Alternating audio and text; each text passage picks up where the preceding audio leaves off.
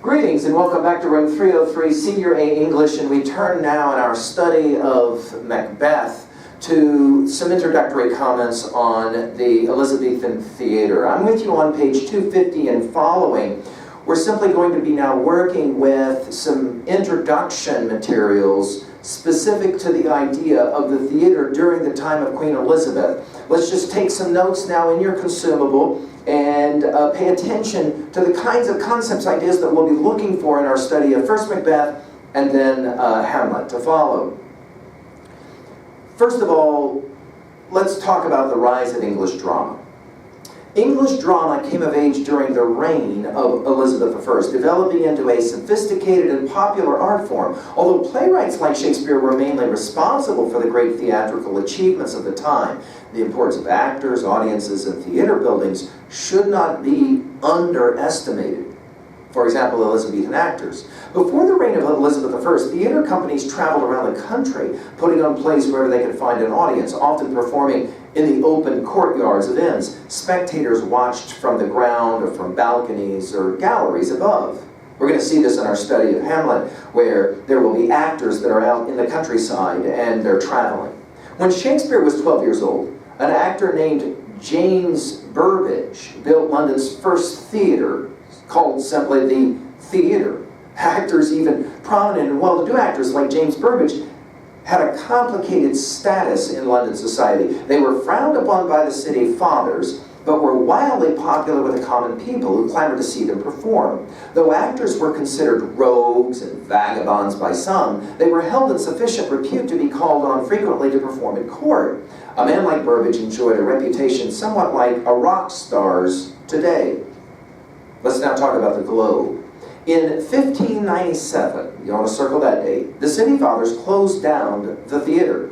In late 1598, Richard Burbage, James Burbage's son, and his men disassembled it and hauled it in pieces across the Thames to Southwark.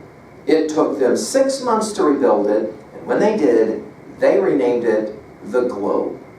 Scholars disagree about what the Globe actually looked like inside, because there are no surviving drawings from the time or detailed written descriptions. In his play Henry V, Shakespeare refers to the building as this wooden O, so we have a sense that it was a round or octagonal. The building had to have been small enough for the actors to be heard, but we know the performances drew as many as 2,500 to 3,000 people.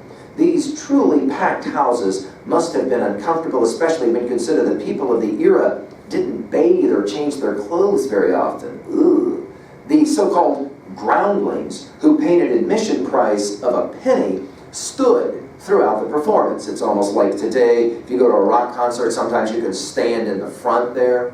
Some of the audience sat in a gallery behind the performers. Though they saw only the actors' backs and probably could not hear very well, they were content to be seen by the rest of the audience. In other words, it was status, right? There were no sets or lighting at the Globe. Plays were performed in the bright afternoon sunlight, and a playwright's words alone had to create moods like the one in the eerie first scene of Macbeth. Holding an audience spellbound was complicated by the fact that most spectators ate and drank throughout the performance. They even threw stuff at times. The first Globe met its demise in 1613 when a cannon fired as part of a performance of Henry VIII ignited the theater's thatched roof. Everyone escaped unharmed, but the Globe burnt to the ground.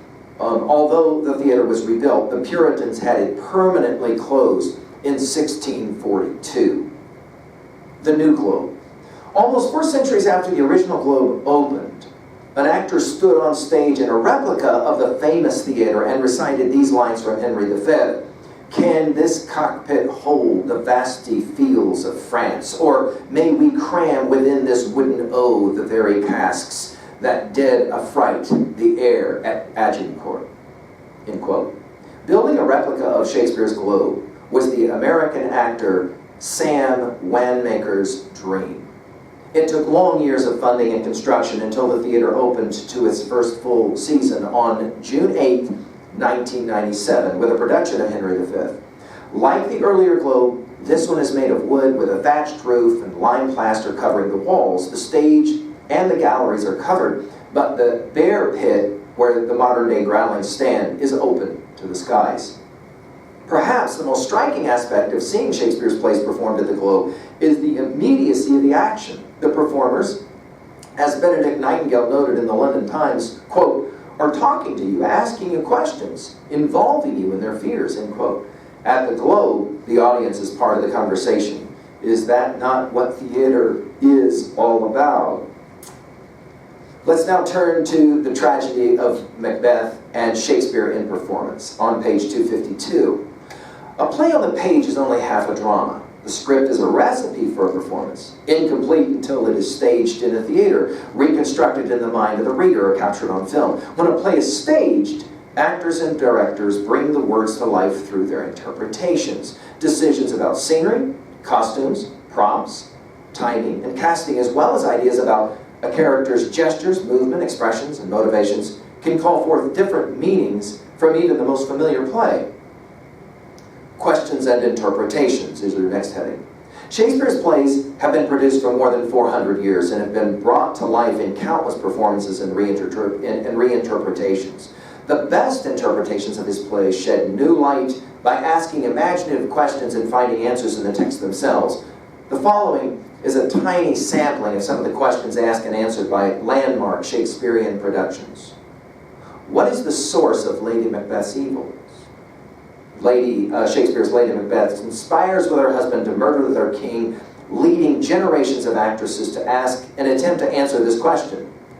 Is she just an inhuman monster? Sarah Siddons, who played the role of Lady Macbeth more than 200 years ago, portrayed the character as a driven woman in whom, quote, the passion of ambition has almost obliterated all the characteristics of human nature, end quote. Is she an evil beauty? Vivien Leigh, the actress who's most famous for her role as Scarlett O'Hara in the film adaptation of Gone with the Wind, found in Lady Macbeth an evil beauty who gives a goodnight kiss to the man she is plotting to murder later that evening. Is she more than a monster? In the 2015 film adaptation of Macbeth, French actress Marion Cotillard plays Lady Macbeth as a mother who is grief-stricken by the death of her infant son. Her actions in the play are driven by grief and hopelessness, as well as greed and ambition. On to page 253. How realistic or true to Shakespeare's era does this need to be? Some directors attempt to keep with the playwright's vision by staging the action in as realistic a manner as possible, or by recreating Elizabethan settings and costume. Other directors, however, take liberties with settings, costumes, and other aspects of the production. And then we have 3 bullet points. To bring new realism to the woodland setting of A Midsummer Night's Dream, the director of a 1905 production brought live rabbits on stage. Or, by contrast, the set of Peter Brook's famous 1972 stage production of A Midsummer Night's Dream was a white box with no ceiling and 2 doors. Stagehands were completely visible to the audience. Or, the famous actor Laurence Olivier brought unintentional realism to the part of Macbeth. Following his director's instructions, he played the part so enthusiastically that he injured the actor playing Macduff during their stage sword fight. On another occasion, with yet another Macduff, Olivier fought the sword battle so vigorously that his sword broke and flew into the audience. The next topic. How do we show relevance? Some directors highlight the play's application to modern life by relocating the story to times and places that resonate with current audiences. 3 more bullet points. For example, in a 1936 production of Macbeth, director Orson Welles set the play in Haiti instead of Scotland. He used a cast of African-American actors and modeled Macbeth after a famous Haitian dictator. Or, in a 2000 film version of Hamlet, starring Ethan Hawke, the action takes place on 20th century Wall Street in New York City at a company called Denmark Corporation. Or, in a 2010 televised production of Macbeth starring Sir Patrick Stewart, the sets, mood, costumes intentionally evoke Stalin-era Soviet Union, a particularly bloody and oppressive time and place in 20th century history. Let's now turn to William Shakespeare, poet and playwright, on page 254. William Shakespeare is quoted From A Midsummer Night's Dream here, the poet's eye in a fine frenzy rolling doth glance from heaven to earth, from earth to heaven. And as imagination bodies forth the forms of things unknown, the poet's pen turns them to shapes and gives to airy nothing a local habitation and a name, end quote. William Shakespeare, poet and playwright.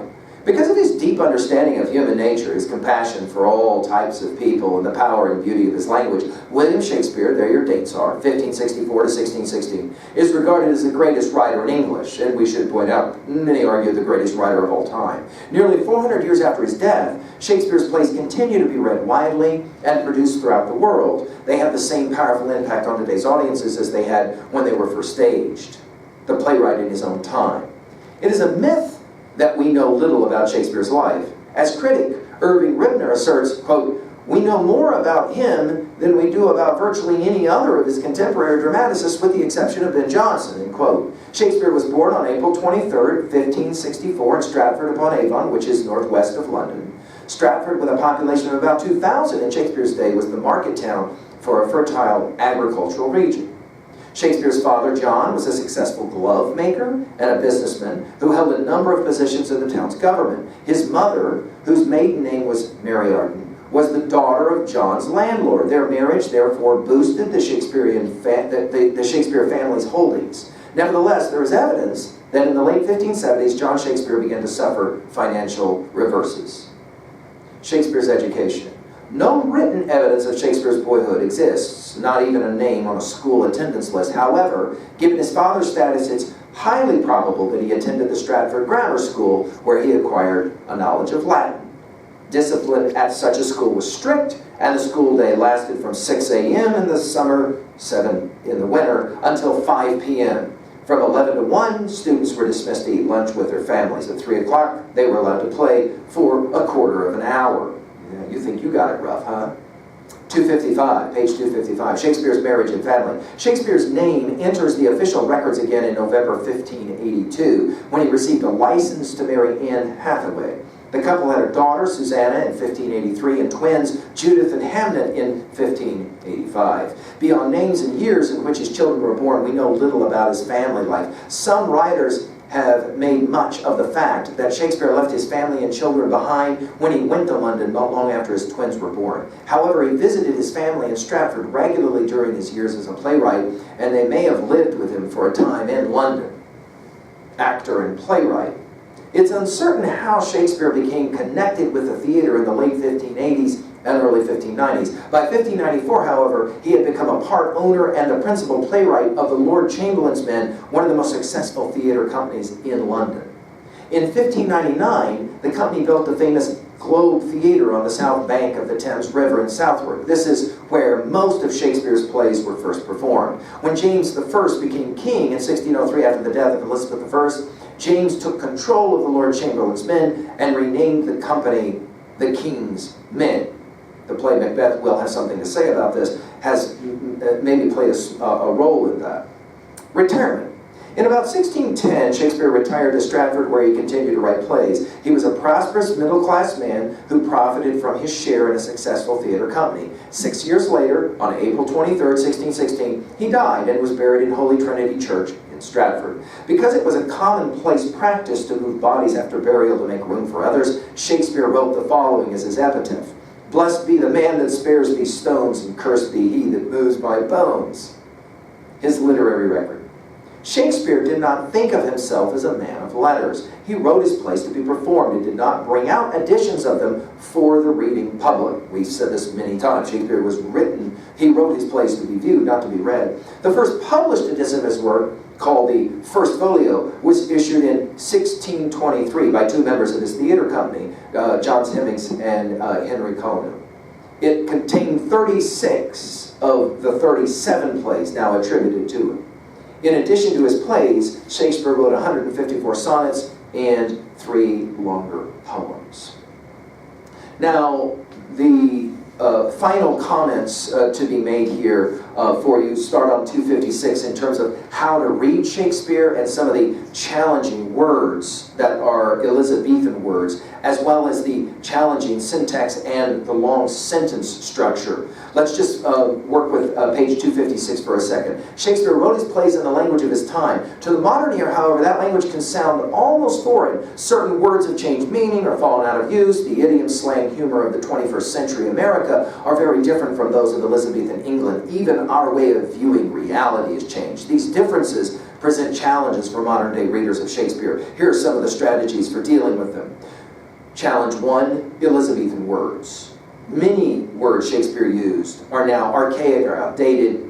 They give you all kinds of examples of this. For example, you is thou and that kind of thing, right? One of the strategies provided here is to familiarize yourself with the meanings of common archaic words in Shakespeare. If a word's completely unfamiliar, look to the marginal notes for a translation or for cues to meaning in the surrounding text. The second challenge is Elizabethan syntax. The syntax, or word order, Shakespeare uses may also be archaic. In contemporary English, the subject, S, of a sentence usually appears before the verb, the. Shakespeare often inverts this order, placing the verb first. So, for example, a contemporary English syntax would be, what do you say? English syntax of the Elizabethan period, what say you? And a strategy here, a suggestion is, if a sentence uses inverted syntax, identify its subject and verb, then simply rephrase the sentence, placing the subject before the verb. The challenge of long sentences. Many of Shakespeare's sentences span more than one line of verse. This is especially true when he uses a semicolon to connect two or more clauses. So, for example, for Macbeth, from Act 1, Scene 3, from Act 2, Scene 3, their hands and faces were all badgered with blood, so were their daggers, which unwiped we found upon their pillows. A strategy here is look for capital letters and in marks. Learn how to read punctuation, in other words, to see where sentences begin and end. When a sentence is made up of two clauses connected by a semicolon, consider how the ideas in the clauses relate. The final challenge is the Elizabethan worldview. In Shakespeare's day, I'm at the top of 257. In Shakespeare's day, society was rigidly organized. The nobility occupied the top rung of the social ladder, and the uneducated peasantry occupied the bottom. Social advancement was difficult, if not impossible. The ladder of power also existed within families. Parents made life choices for their children. Within a marriage, the husband was the master of his wife. Elizabethan people expected to live shorter, more difficult lives, and they understood the events of a life to be controlled by fate. They did not believe they had the power to shape their own destinies as we do today. Your strategy here to help you with this one is to keep the Elizabethan worldview in mind as you read. If a character's attitude clashes with your own, try to view the situation through the character's eyes. This will help you understand why he or she is behaving or speaking in a certain way. And then they provide you with a close read of the text, which I think is very useful. Annotating the text as you read can help you tackle the challenges of Shakespearean language. Here are two sample annotations of an excerpt from Act 1, Scene 5, The Tragedy of Macbeth. In this scene, Lady Macbeth learns of a prophecy that her husband will become King of Scotland. In this passage, she reflects on what she has learned. And then the suggestion here is annotate. These two sentences are similar. Each is made up of two clauses joined by a semicolon. Both seem to follow a similar logic too. The question, how do the structure and logic of these sentences express an important idea? And finally conclude, a modern day paraphrase of the first sentence might read, you want to gain your desires honestly and yet you wouldn't mind winning.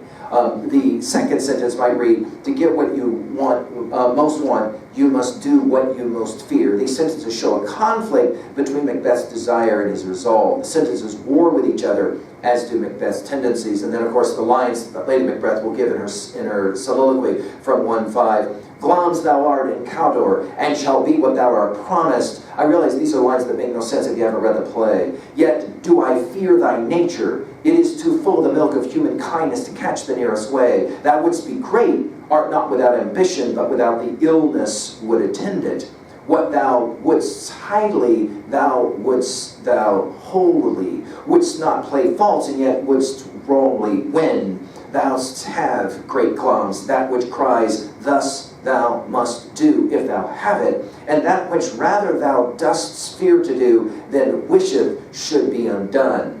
hie thee hither, that I may pour my spirits in thine ear, and chastise with the valor of my tongue all that impedes thee from the golden realm, which fate and metaphysical aid doth seem to have thee crowned with all. Now, we'll come back to these lines, no question, and we'll have much to say about the ideas behind this information going forward. Thank you.